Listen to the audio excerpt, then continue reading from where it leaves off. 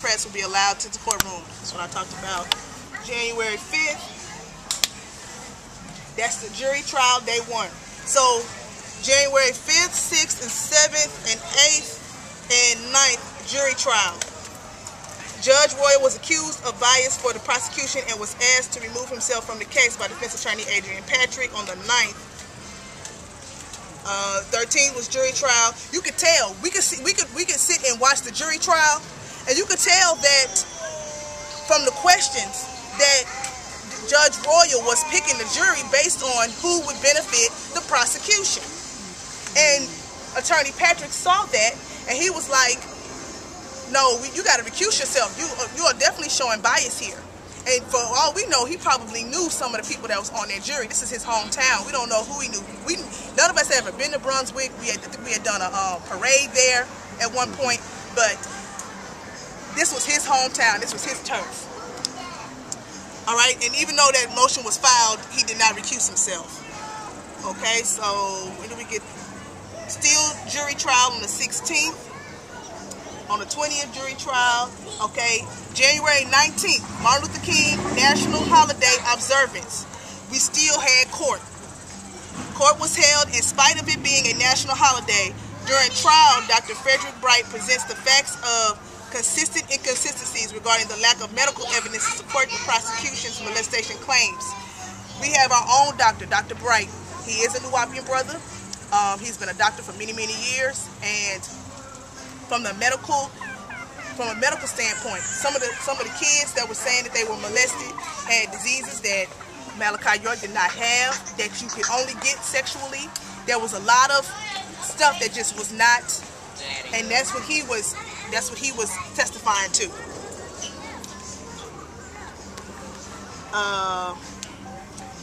Jury trial 21st.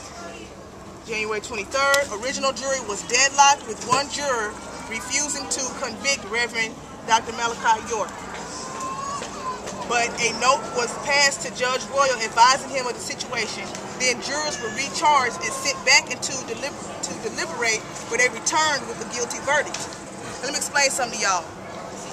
When the jury was left to deliberate, I'm gonna tell you what this was the case. There was 3 weeks of this, and only thing the prosecution was trying to do is trying to make it seem like Malachi York thought he was Jesus or God. They didn't ask that many questions about molestation or transporting minors. They just tried to make him look like he was crazy, and our communal style living was unacceptable. They wanted the jurors to judge him for that. And I'm gonna tell you, proof of that was when they were told to deliberate, the only thing they asked for was a holy tablet. They said, we want a holy tablet. And those of you who are not sure what that is, that's one of our holy books that Malachi York wrote. Why would you ask for a book that he wrote versus some kind of evidence, the medical evidence or somebody's testimony? Why would you want that book? And one sister on the jury, she stated, I think he's innocent. I think they just trying to, throw him under the bus. She said, I've seen this before. I think he's innocent. As soon as that jury was deadlocked, somebody told C. Ashley Royal, and he pretty much told her, if you don't change your vote, we're going to kick you off the jury and put in the alternate juror. So there you have it. Where we at? February 4th, motion granted for issuance of preliminary order of forfeiture signed by Judge C. Ashley Royal. The 19th, motion by defense to stay forfeiture pending appeal. March 5th and 8th, notice of claim of ownership by YFP and third-party innocent owners. Try to get my finish reading this. May 7th, restitution order in the amount of $566,066 was granted and signed by Judge C. Ashley Royal. So you can see their main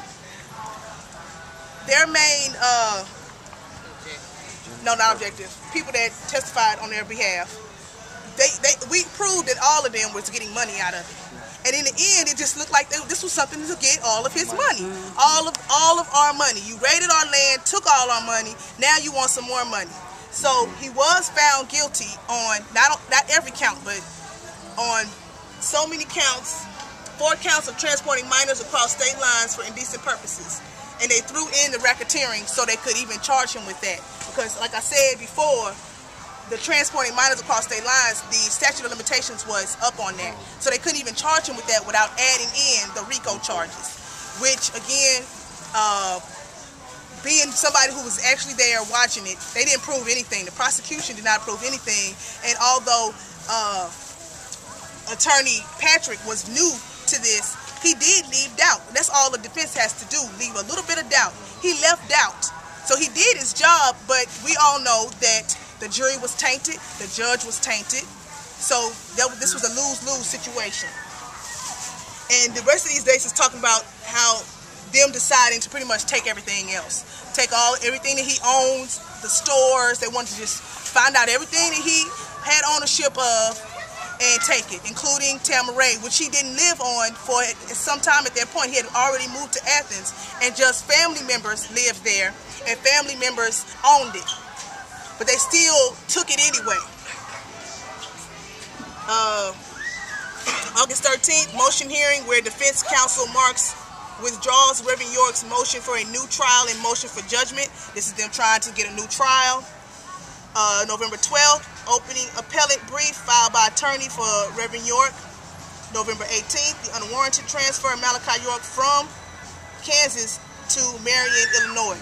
Them transferring him was a tactic because they didn't want him to get too comfortable anywhere. They didn't want him. He was making too many friends. Everybody. I don't know if any of you have actually met Malachi York in person, but he has something about him where you know he's got a good spirit, a good soul, and anybody around him just feels affirmation for him. And the prison guards were starting to respect him. So any place where they felt like he was getting too much power or getting too much respect, they would move him. And it was always max. And he was sentenced to 135 years. That was his sentencing. And that's another thing we've been working on, was trying to prove that that is way too harsh for 4 counts of transporting minors and some racketeering. 135 years? Are you serious? There are people who have murdered people who have gotten less time than that. That's more than a life sentence. A life sentence is like 20 years. So we've also been trying to prove that that is also out of order. Judge Royal, because he chose that sentencing, and there was more proof that he wasn't trying to let Malachi York see the light of day. November 18th, oh, that's the transfer. April 14th, 2005, notice was given that the request for oral arguments were granted by the U.S. Court of Appeals. June 9th, 2005, 476-acre property was sold for $1.1 million to Lawson Lawrence, a local Millersville developer whom plans to resell the property at a later date. January 30th, motion by defense for judgment of acquittal filed by Dr. York. The 23rd and 26th of 2004, that's when the sentencing hearing where Reverend Malachi York was given a 135-year sentence, and where the prosecution's key witness, Habiba Washington, offered the first of 2 recantations. Habiba Washington was a sister that was very close to Doc at one point, and she was one of the people that testified against him. And after that, when she heard the sentencing, she changed her mind and she recanted, and she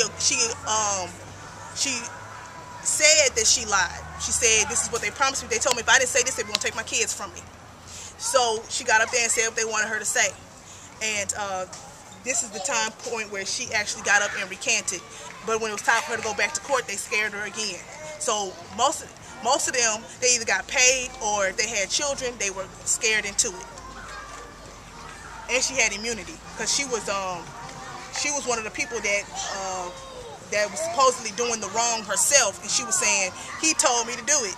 I did this, this, and this, and he told me to." So they were saying she was a pedophile, but he taught her to be the pedophile. So she gets immunity, he gets locked up, and it wasn't even about that because it was transporting. So let's see, June 30th, forfeiture hearing held before Judge Royal. July 28th, 7-day notice to vacate was issued. Order